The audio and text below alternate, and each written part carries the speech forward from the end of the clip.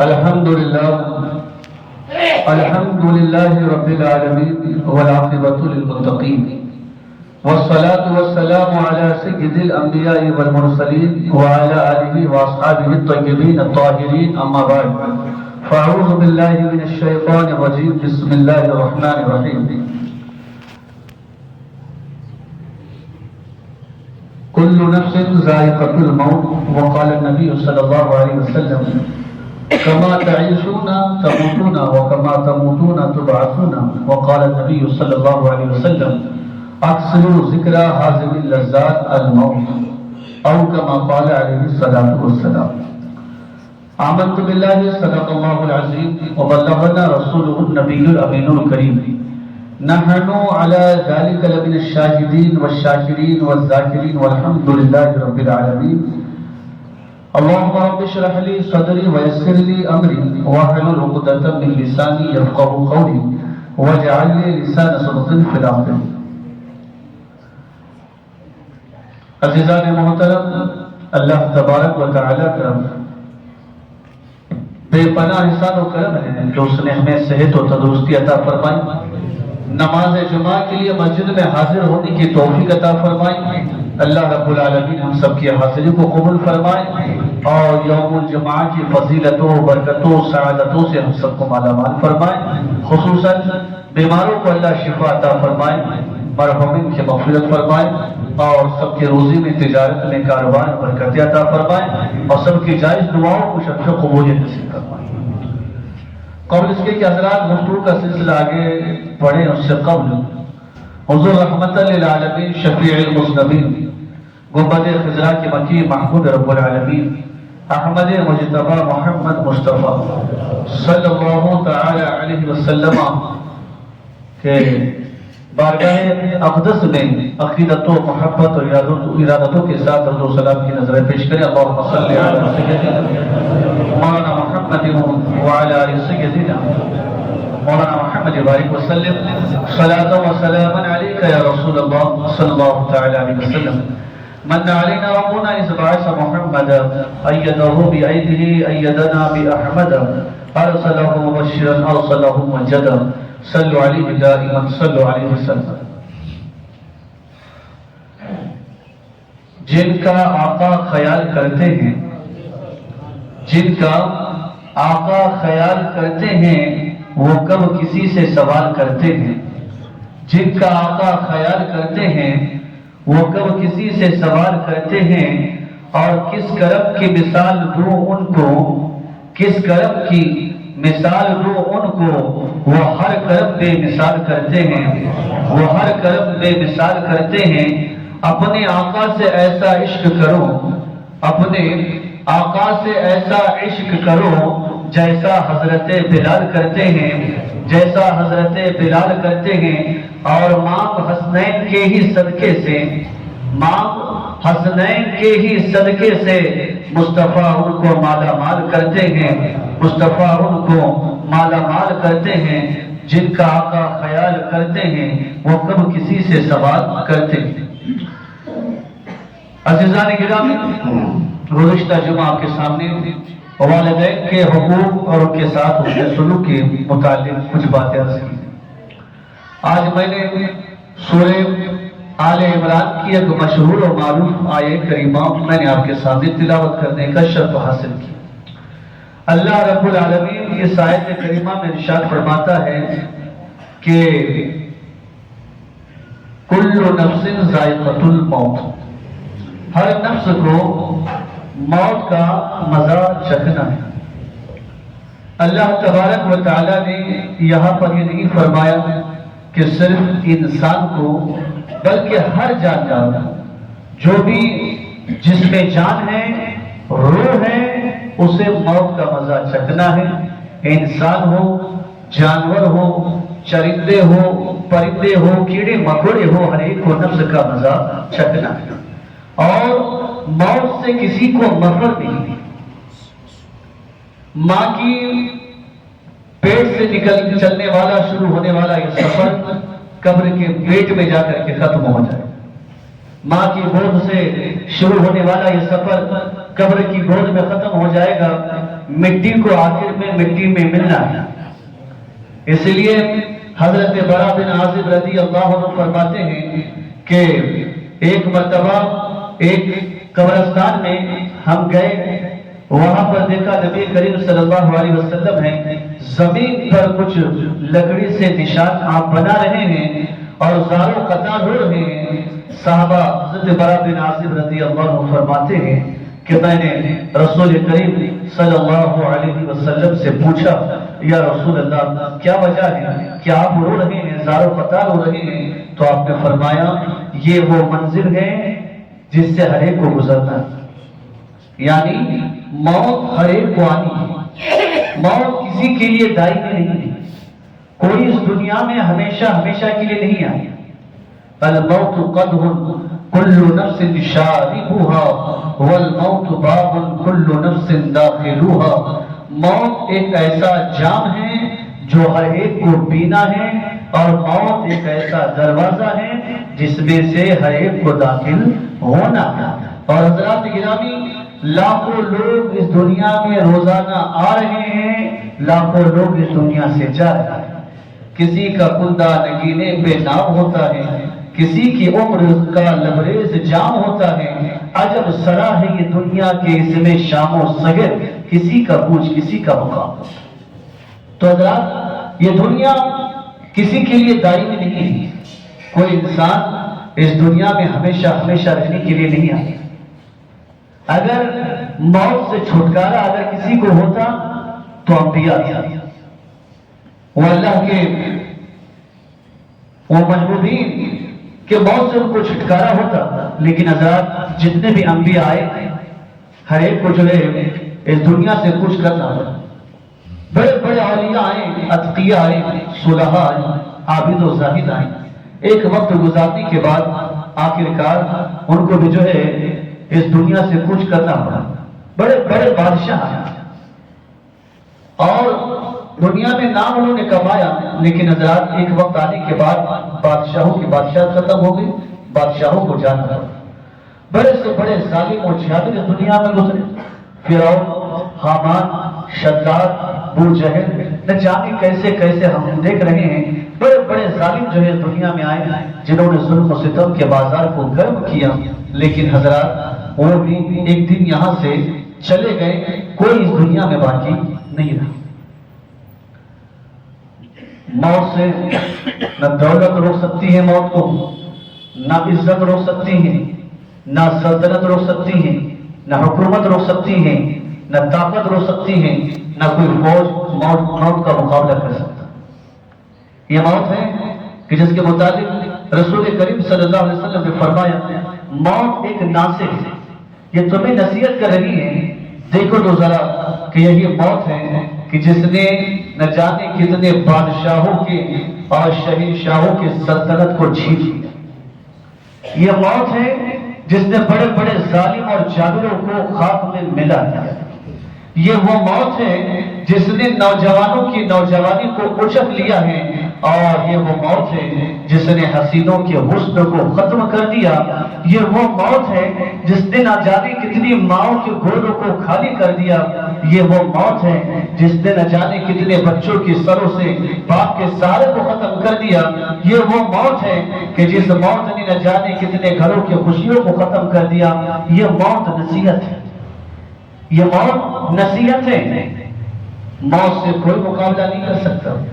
حضرت خواجہ حسن بصری رحمت اللہ تعالی علیہ فرماتے ہیں کہ میں ایک مرتبہ ایک تجارت کی غرض سے ایک علاقے میں پہنچا تو بادشاہ تھا، بادشاہ سے ملاقات کے لیے جب دربار میں پہنچا تو پتہ چلا بادشاہ کسی جگہ سفر کر رہا ہے، لہٰذا مجھے کہا گیا کہ تم بھی ساتھ چلو۔ بادشاہ کے ساتھ اس کے پورے وزیر، پورے مشیر، اس کے سپہ سالار، اس کی پوری فوج، اس کی سلطنت، اور نہ جانے کتنے غلام اور لوٹی تھے جن کے ہاتھوں میں سونے چاندی کے تھار تھے، اور یہ ایک جگہ سفر کر رہے تھے۔ حضرت خواجہ حسن بصری فرما رہے ہیں کہ میں بھی ان کے ساتھ سفر کرنا میں نے شروع کیا، اور سفر کرتے کرتے کرتے جہاں تک وہ گئے میں ان کے ساتھ پہنچ گیا۔ وہاں جانے کے بعد میں نے دیکھا کہ ایک ٹینٹ لگا ہوا ہے، ایک خیمہ لگا ہوا ہے، اور اس خیمے میں پہلے بادشاہ گیا، بادشاہ کے بعد بادشاہ باہر نکلا، وزیر گیا، وزیر کے جان نکلنے کے بعد سپہ سالار گیا، فوج گئی، اور وہ جو لوگی اور وہ غلام جو سونے چاندی کے تھال لیے ہوئے تھے وہ سونے چاندی لے کر کے چلے گئے۔ یہی ماجرا چلتا رہا، یہی منظر نظروں کے سامنے تھا۔ حضرت خواجہ حسن بصری فرماتے ہیں کہ میرے ساتھ جو لوگ تھے جو اس علاقے کے تھے، میں نے کہا یہ بات کیا ہے کہ بادشاہ گیا، وزیر گیا، اور پھر جو ہے سب جا کر کے آگے وجہ کیا ہے؟ تو اس وقت ساتھ والوں نے خبر دی کہ یہ جو ٹینٹ ہے، یہ جو خیمہ لگا ہے، اس خیمے کے اندر بادشاہ کے نوجوان بیٹے کی قبر بن گئی، جو عین جوانی کے عالم میں اس دنیا سے کوچ کر گیا، انتقال کر گیا۔ لہذا ہر سال بادشاہ کا یہ معمول ہے کہ اپنی تمام فوج کو، طاقت کو، خزانوں کو لے کر کے جگہ پر حاضر ہوتا ہے، اور بیٹے کی قبر پر کھڑے ہو کر کے کہتا ہے کہ بیٹے، اگر موت سے اگر لڑا جا سکتا تھا یا موت کو ٹالا جا سکتا تھا، میں بادشاہ ہوں، اگر میں یہ طاقت رکھتا تو میں ضرور ٹالتا، لیکن موت کے آگے میں بھی بیزار ہوں، موت کے آگے میں بھی جو ہے کمزور ہوں۔ اور پھر وزیر اور مشیر جاتے اور وہ جا کر کے کہتے کہ اگر کسی ترتیب کے ذریعے، کسی ترکیب کے ذریعے، کسی دوا کے ذریعے موت سے بچایا جا سکتا تھا تو ہم ضرور کوشش کرتے، لیکن موت سے کیوں کوئی دوا تمہیں نجات نہیں دے سکتی۔ پھر سپہ سالار جاتا ہے اور جاتا ہے کہ کہتا ہے کہ اے شخص، اے نوجوان، اگر موت سے لڑا جا سکتا تھا، فوج اگر موت کو روک سکتی تھی تو یہ لاکھوں کی تعداد میں یہ فوج یہاں موجود ہے، وہ لڑ کر کے جو ہے موت سے تجھے بچا سکتی تھی، لیکن یہ فوج بھی موت کا مقابلہ نہیں کر سکتی۔ پھر یہ غلام، یہ لومڑی، یہ جو سونے چاندی کے تھال لیے ہوئے ہیں، یہ جا کر کے اندر کہتے ہیں کہ اگر سونا چاندی کے ذریعے موت کو خریدا جا سکتا تھا، موت کو ٹالا جا سکتا تھا، اور جان کو خریدا جا سکتا تھا، تو یقیناً سونے چاندی کے ذریعے ہم تیری جان کے لیے امان لے لیتے، لیکن موت کے آگے کسی کی چلتی نہیں ہے۔ حضرات، خواجہ حسن بصری فرماتے ہیں کہ جب میں نے یہ چیز دیکھی تو میں جان گیا کہ موت کا مقابلہ کوئی نہیں کر سکتا۔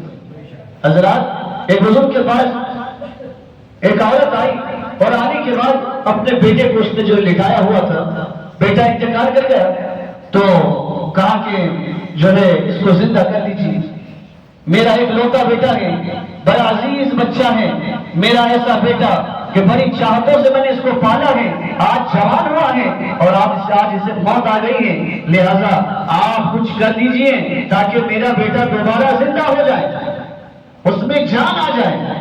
بزرگ نے دیکھا جذبات کی ماری عورت ہے، سمجھانے سے سمجھنے والی نہیں ہے، تو آپ نے کہا کہ میں ضرور اس کو جو ہے زندہ کروں گا، بس مجھے کسی چیز کی ضرورت ہے، وہ لا دے، میں اس کو جو ہے زندہ کر لوں گا۔ اس ماں نے کہا کہ بتائیے کیا چیز کی ضرورت ہے، میں لا دوں گی۔ تو کہا کوئی ایسا گھر جہاں پر موت نہ ہوئی ہو، وہاں کا پانی لے آئے۔ وہ عورت نکل گئی، پوری بستی میں گھومنے لگی، جس بستی میں جاتی کہتی کہ بھئی پانی دیجئے، اور اس گھر کا پانی چاہیے جہاں کوئی موت نہ ہوئی ہو۔ اور کوئی کہتا ہے کہ ہمارے دادا کا ہوا، کوئی کہتا بابا کا ہوا، کوئی کہتا اماں کا ہوا، کوئی کہتا کہ چچا کا ہوا۔ ہر جگہ پوری بستی میں کوئی گھر ایسا نہ ملا کہ جس میں موت یا میت نہ اٹھی ہو یا جنازہ نہ اٹھا ہو۔ وہ عورت آئی، آنے کے بعد کا حضرت کوئی ایسا گھر نہیں جہاں پر کوئی میت نہ ہوئی ہو یا جنازہ اٹھانا ہو، ہر گھر میں میت ہوئی ہے، ہر گھر میں موت ہوئی ہے، ہر گھر میں جنازے اٹھائے گئے ہیں۔ تو بزرگ نے کہا اس لیے تو تجھے میں نے سمجھانے کے لیے بھیجا تھا، کیا کوئی گھر ایسا ہے؟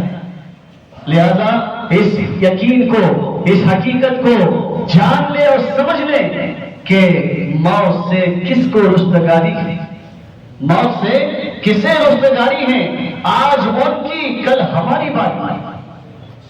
تو لہذا کوئی گھر ایسا نہیں کہ جہاں پر موت نہ ہوئی ہو۔ تو حضرات، یہ ایک اٹل حقیقت ہے، یہ ایک سچائی ہے۔ اختلاف کرنے والوں نے بڑے مذاہب یہاں پر موجود ہیں، بہت سارے دھرم کے ماننے والے یہاں پر ہیں، الگ الگ سوچ رکھنے والے، مسلک اور مشرب والے لوگ موجود ہیں. ہر ایک نے اختلاف کیا. لوگوں نے زمین و آسمان میں اختلاف کیا، چاند و سورج میں اختلاف کیا، یہاں تک کہ جس نے کائنات کو بنایا اس رب ذوالجلال کے معاملے میں اختلاف کیا. اللہ کو ماننے سے انکار کر دیا. لیکن حضرات، کوئی بھی مسلک، کوئی بھی مشرب، کوئی بھی مذہب، کوئی بھی دھرم موت کو جھٹلا نہ سکتا. ہر کوئی یہی کہتا ہے کہ موت آنا ہے، اور ہر ایک کو آنا ہے. یہ ایک اٹل حقیقت ہے، یہ سچائی ہے، یہ میں بھی جانتا ہوں، یہ آپ بھی جانتے ہیں، اور سارا جو جتنے جاندار ہیں، جتنے انسان ہیں، سب یہ جانتے ہیں کہ ہمیں مرنا ہے اور ضرور مرنا ہے. موت آج نہیں تو کل ضرور آئے گی. لہذا حضرات، یہ حقیقت جاننے کے باوجود بھی کیا وجہ ہے کہ ہم غافل ہیں؟ ہم غافل ہیں. ہم آخرت کی تیاری کیوں نہیں کرتے؟ کیوں اس اپنی آخری منزل کے تعلق سے نہیں سوچتے؟ حالات تو یہ ہیں کہ حضرات، ہم قبرستان میں جاتے ہیں جنازوں کو لے کر کے، اور وہاں جانے کے بعد اس کے کہ ہم عبرت حاصل کریں کہ وہاں پر وہ قبریں بھی موجود ہوتی ہیں جو قبریں کبھی پکی بنائی گئی تھی، آج وہ قبریں شب ہو چکی ہیں، وہ قبریں پھٹ چکی ہیں.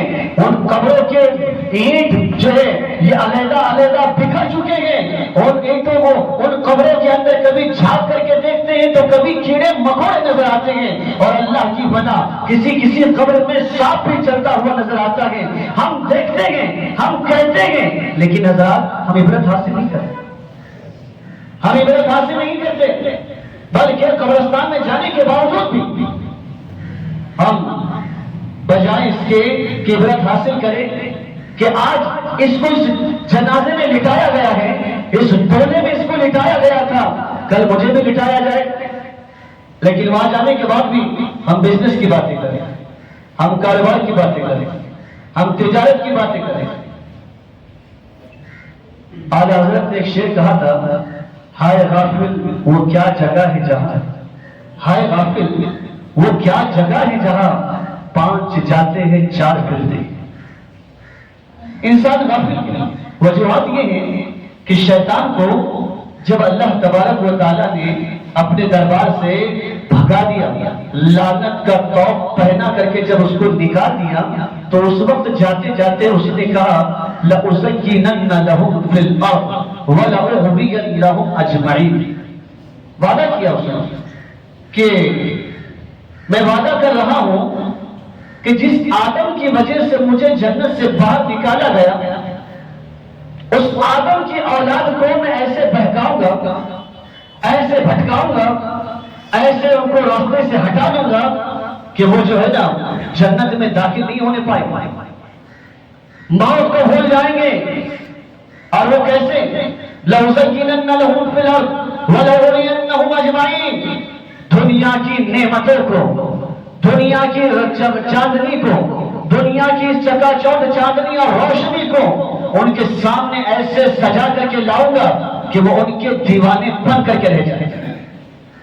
آج آپ دیکھیں سب اس کے دیوانے ہیں، دنیا کی چاندنی کے، دنیا کی روشنی کے سب دیوانے بن چکے ہیں، موت کو بھلا چکے ہیں.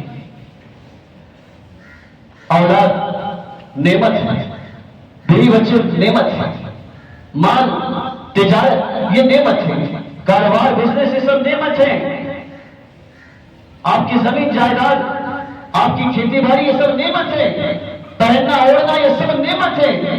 لیکن اس نعمت کا شکر ادا کرو، لیکن اس نعمت کے دیوانے مت بنو.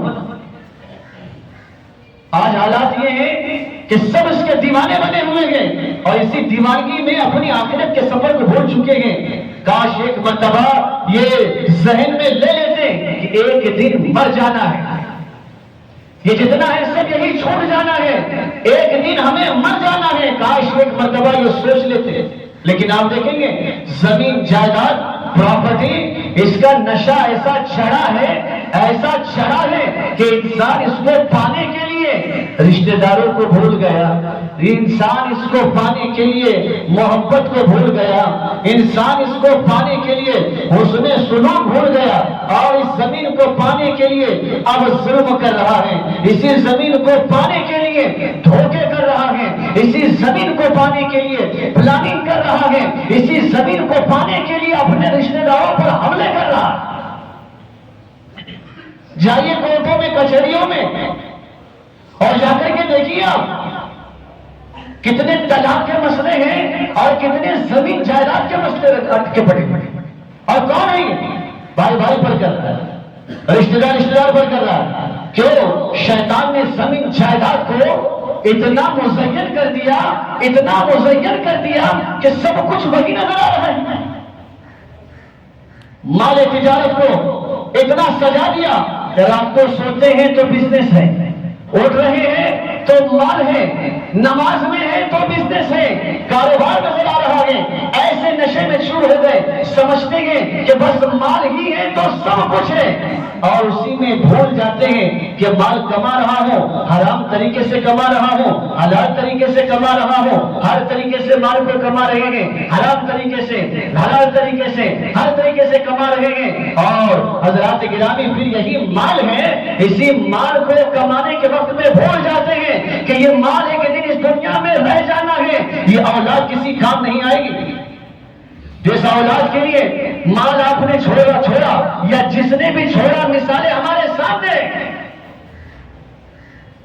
5 بیٹے ہیں، سب کو زمین کا حصہ ملا، سب کو مال ملا، ماں کی پراپرٹی، ماں کی جائیداد میں سے حصے سب کو ملے ہیں، باپ کی جائیداد میں سے حصے سب کو ملے ہیں، لیکن جب باپ کا انتقال ہو گیا، باپ کا انتقال ہو گیا یا والدہ کا انتقال ہو گیا، تو اب جب کفن کی باری آئی یا دفنانے کے لیے پیسے خرچ کرنے کی باری آئی ہے، یا کسی چیز کے لیے قبر کھودنے کے لیے پیسے کی باری آئی ہے، تو یہ بھائی کہتا ہے کہ تم دو، وہ بھائی کہتا ہے تم دو، وہ بھائی کہتا ہے تم دو، وہ بھائی کہتا ہے تم دو۔ ہمارے سامنے تو ایک مسئلہ ایسا ہے، 5 بیٹے، وہ کہتا کہ نہیں اس کو ملا ہے، وہ کہتا تجھ کو بھی تو ملا ہے۔ آخرکار ہم نے ہی کہا 10 لوگوں کو بھائی جمع کرو، 1000 روپے نکال کر کے 10,000 روپے جمع کر کے وہ شخص کو جس نے اپنی زندگی میں کروڑوں روپے کمائے تھے، پیسہ جمع کر کر کے اس کا جنازہ اٹھایا گیا، دفنایا گیا۔ یہ وہ مال جس مال کے لیے آدمی بھول جاتا ہے کہ یہ دنیا میں رہ جانا ہے۔ اللہ تعالیٰ فرما رہا ہے قُلْ سِیرُوا فِی الْأَرْضِ فَانْظُرُوا کَیْفَ کَانَ عَاقِبَةُ الْمُکَذِّبِینَ۔ زمین پر نکلو، سیر کرو، دیکھو، عبرت حاصل کرو۔ کیا بادشاہوں کی جنگوں کو تم بھول گئے ہو؟ کبھی روم نے ایران پر حملہ کیا تھا، کبھی ایران میں روم پر حملہ کیا تھا، ہزاروں فوجی لاکھوں کی تعداد میں مر گئے۔ مقصد یہی تھا، اپنی جگہ بڑھانا چاہتے تھے، اپنی سلطنت آگے بڑھانا چاہتے تھے، اپنی حکومت کو آگے لے جانا چاہتے تھے، اپنے جھنڈے لگانا چاہتے تھے۔ لیکن ہوا کیا ہوا؟ اکبر دی گریٹ جس کو کہہ رہے ہیں، جا کر دیکھو اس کی قبر کو، اور وہ جس نے وہ تاج محل بنایا شاہجہاں، جا کر کے دیکھو، ان کے محلوں کو جا کر کے دیکھو کہ جنہوں نے اپنی بیگموں کے لیے، اپنے حرم میں رہنے والی عورتوں کے لیے بڑی بڑی عمارتیں بنائی تھی کہ پرندوں کو پر مارنے کی اجازت نہیں تھی۔ آج دیکھو وہ زمینیں، جن زمینوں کو پانے کے لیے بادشاہوں نے لاکھوں کی جانیں لی، آج وہ زمینوں کے مالک کوئی اور بن پڑتے ہیں۔ وہ حرم جو انہوں نے اپنی بیگموں کے محبت میں اور عشق میں بنائے تھے، آج دیکھو ویران پڑے گئے۔ گندے گندے الفاظ، گندے گندے کمنٹ، گندے گندے جملے دیواروں پر نکل رہے۔ یہ عبرت ہے ہمارے لیے کہ یہ سب یہی کا یہی رہ جانا ہے، لیکن شیطان نے دماغ میں ایک بات ہمارے ٹھوس دی، اور وہ کیا ہے کہ بھائی مرنا ہے، بڑھاپے میں مرے، موت آئے گی بڑھاپے میں آئے گی، بڑھاپے میں قریب آئیں گے، پھر ہم داڑھی بھی رکھیں گے، ہم ٹوپی بھی پہنیں گے، ہم نماز بھی لیکن بھول گئے کتنے جوان چلے گئے، کتنے جوان چلے گئے۔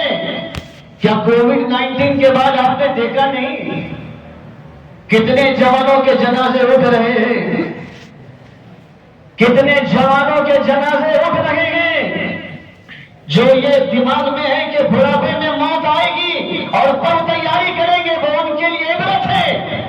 اور جو یہ کہتے ہیں نا کہ بیماری کے بعد موت آئے گی، پڑھو، سنو، عبرت حاصل کرو۔ جو 10 سال تک بیماری کے بستر پر لیٹے ہوئے ہیں وہ آج بھی زندہ ہیں، چلتے پھرتے صحت مند نوجوانوں کے جنازے اٹھ چکے ہیں۔ لہذا یہ جو ذہنوں میں بات ہے کہ موت آنا ہے لیکن بعد میں آئے گی، اچانک موت، نبی کریم صلی اللہ علیہ وسلم نے فرمایا کہ قیامت کے قریب اچانک موتیں آئے گی۔ آپ نہیں دیکھتے کہ کل وہ نوجوان ہوٹل پر بیٹھ کر کے چائے پی رہا تھا دوستوں کے ساتھ، رات میں آنے کے بعد اچانک 23 سال 24 سال کی عمر میں ہارٹ اٹیک آ گیا، مر گیا۔ یہ اچانک موت نہیں تو کیا ہے؟ حضور نے فرمایا اچانک موت آئے گی، اور اچانک آنے والی موت سے میں اللہ کی پناہ چاہتا ہوں۔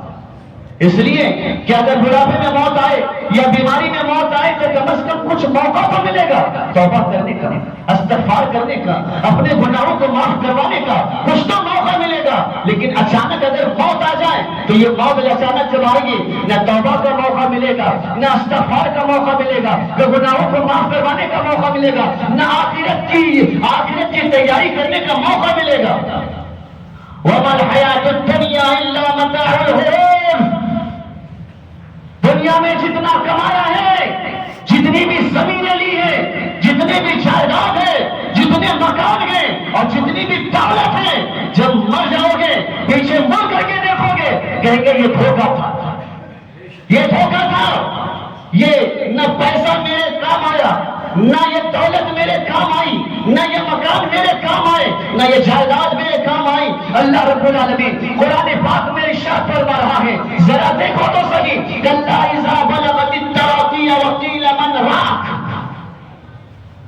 جب یہ جانیں تمہارے حلق میں آ جائے گی، وقیل من راق، رشتہ دار بیٹھے ہوں گے اور کہیں گے کوئی مل جائے جھاڑ پھوک کرنے والا، کوئی آ جائے دعا کو پڑھنے والا، کوئی قرآن پاک کی تلاوت کر دے، وہ جو اس انتظار میں ہوں گے کہ کوئی پڑھ دے تاکہ بستر سے اٹھ جائے۔ اللہ تعالیٰ فرمایا وَظَنَّ أَنَّهُ الْفِرَاقُ، لیکن تم بستر پر پڑے ہوگے، اس وقت تمہیں احساس ہو چکا ہوگا کہ اب میرے جانے کی باری آ چکی۔ وَالْتَفَّتِ السَّاقُ بِالسَّاقِ، اور اس دن جب کہ ایڑیا پنڈلیاں سے رگڑو گے، جب جان نکلتی ہے تو رگڑتا ہے آدمی اپنی پنڈلیاں، اپنے کلبے کو رگڑتا ہے، اپنے پیرے کو پیرے سے رگڑتا ہے۔ إِلَىٰ رَبِّكَ يَوْمَئِذٍ الْمَسَاقُ، اس دن تمہیں اپنے رب کے پاس پہنچنا ہے۔ فَلَوْلَا إِذَا بَلَغَتِ الْحُلْقُومَ، جب یہ جان تمہارے حلق میں آ جائے گی، وَأَنْتُمْ حِينَئِذٍ تَنْظُرُونَ، رشتہ دار بیٹھے ہوں گے اور یہاں وہاں دیکھتے ہوں گے، وَنَحْنُ أَقْرَبُ إِلَيْهِ مِنْكُمْ وَلَكِنْ لَا تُبْصِرُونَ، تم سمجھتے ہو تم مرنے والے کے زیادہ قریب بیٹھے ہو، اللہ اس سے تم سے زیادہ قریب ہے۔ فَلَوْلَا إِن كُنتُمْ غَيْرَ مَدِينِينَ، جو موت کو جھٹلاتے تھے، لاؤ اس میں جان لا کر کے دکھانا، اس میں ترجعونها ان کنتم صادقین، فاما ان کان من المقربین، اگر مرنے والا میرا مقرب تھا، فروح وریحان وجنت نعیم، تو اس کے لیے جنت کی ہوا ہوگی، جنت کی فضائیں ہوگی، جنت کے مکانات ہوں گے۔ واما ان کان من اصحاب الیمین، اور اگر اس کے سیدھے ہاتھ میں نامہ اعمال دیا گیا ہوگا، وہ کامیاب ہو گیا ہوگا، فسلام لک من اصحاب الیمین، تو اس کے لیے سلامتی کے پیغام ہوں گے۔ لیکن واما ان کان المکذبین الضالین، اور اگر جھٹلانے والے ہوگے، موت کو بھلا دینے والے ہوگے، دنیا کو چاہنے والے ہوگے، تو لہذا فنزل من حمیم، اس کے لیے جہنم کا کھولتا ہوا پانی ہوگا، وہ تسلیۃ جحیم، جہنم کی گرمی پہنچانے والی ہوائیں ہوگی، ان ھذا لہو حق الیقین، یہ وہ سچائی ہے جس کو کوئی جھٹلا نہیں سکتا۔ یہ وہ منزلیں ہیں جس کو قرآن پاک میں اللہ رب العالمین نے بیان فرمایا۔ لہذا مرنا ہے، لیکن ایک بات ذہن میں رکھیں، مرنا سب کو ہے، کوشش یہ کیجئے کہ ایمان کی حالت میں موت آئے۔ کما تعیشون تموتون، حضور نے فرمایا جیسی زندگی گزارو گے موت بھی تمہیں ویسے ہی آئے گی، وَكَمَا تَمُوتُونَ تُبْعَثُونَ، جیسے موت آئے گی ویسے ہی تمہیں اٹھایا بھی جائے گا۔ زندگی دنیا میں لگی تھی، دنیا کے عیش و عشرت میں لگی تھی، مرنے کے وقت میں کلمہ نہیں آنے والی، حسن خاتمہ ہزار نعمت ہے۔ اسی سے انسان کے ایمان کی جو ہے نا پہچان ہوتی ہے کہ موت کیسے رہتی ہے۔ ایک ڈاکٹر کہتا ہے کہ میرے ہاسپٹل میں ایک مریض لایا گیا، بہت بیمار ہو گیا، جب بہت بیمار ہو گیا تو اس کی روح نکلنے کے قریب تھی تو وہ گانے لگا۔ کیا گانے لگا؟ گانے، فلمی گانے، ترانے، واکمین ساتھ میں لے کر کے چلنے والے، سن لے ذرا دیوانے، فلمی گانے لگا۔ وہ لوگ ڈاکٹر کہتے ہیں مسلمان، میں اس کے قریب گیا اور اس سے جا کر کے میں نے کہا کہ بھائی تمہارے باپ کا آخری وقت ہے، کلمہ پڑھاؤ اس کو تاکہ ایمان کی حالت میں موت آئے۔ تو بیٹے نے کہا ہم بہت کوشش کر چکے ہیں، کلمہ نہیں پڑھ رہا۔ تو کہا کیا بات ہے؟ تو کہا بات یہ ہے کہ گانا سننے کا بڑا شوق ہے، گھر میں گانا، گاڑی میں گانا، آفس میں گانا، آنا جانا گانا ہی گانا، اور اگر بند کر دیا جائے تو پھر جو ہے وہ جو ہے خود منہ سے منگناتا تھا۔ یہی وجہ ہے کہ مرنے کے وقت میں گانا ہی زبان پر آتا۔ تو جیسے زندگی گزارو گے موت ویسے آئے گی۔ صحابہ کی زندگی کو دیکھیے، عشق مصطفیٰ میں زندگی گزری تھی، موت بھی عشق مصطفیٰ میں آ گئی۔ وہ ایک صحابی رسول تھے، جنگ بدر کے وقت میں جب آخری وقت تھا، نظریں تلاش رہی تھی مصطفیٰ کے دیدار کو۔ ایک جگہ نظر آئے، جسم میں پیروں میں اتنی طاقت نہیں، زخم اتنے گہرے تھے، کمزوری ایسی تھی کہ چل نہیں سکتے تھے، پڑھ نہیں سکتے تھے، اپنے جسموں کو گھسیٹنے لگے اور گھسیٹتے حضور کے قدموں پر اپنے آپ کو دیا۔ اور وہاں جانے کے بعد جیسے زبان حال سے کہہ رہے ہو، کاش مدینے میں مجھے موت یہ آئے کہ قدموں میں میرا سر ہو اور میری روح چل جائے۔ سیدنا بلال حبشی زندگی بھر عشق مصطفیٰ میں زندگی گزاری ہے، آخری وقت آیا، گھر والے رونے لگے، کہا روتے کیوں ہو؟ کہا چلے جائیں گے، حالات کیسے ہوں گے؟ تو کہا ڈرنا نہیں، اس دنیا سے جانے کے بعد میں اپنے آقا کے پاس جانے والا ہوں۔